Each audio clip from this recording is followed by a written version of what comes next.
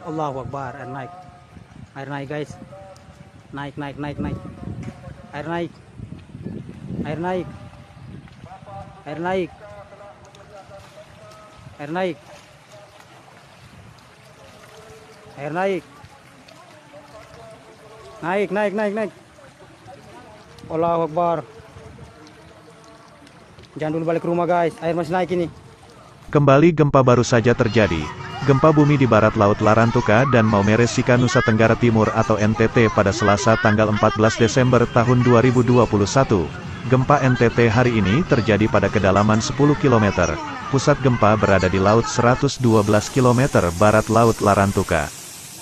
Kemudian pada gempa kedua terjadi di sekitar 129 km barat laut Maumere Sika NTT. Terjadi pada tanggal 14 Desember tahun 2021 sekitar pukul 10.47 waktu Indonesia Barat.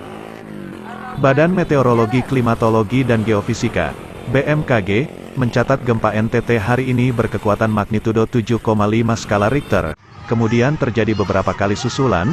BMKG menyebutkan pada gempa pertama diprediksi berpotensi tsunami. Masyarakat di daerah yang berpotensi terkena dampak tsunami, tampak berlarian mencoba mencari tempat aman. Dari video yang beredar, masyarakat di Maumere, terlihat berlarian mencoba mengungsi dan mencari tempat aman. Dikabarkan, air laut di Flores sempat naik. Batu-batu di pegunungan juga dilaporkan berguguran membuat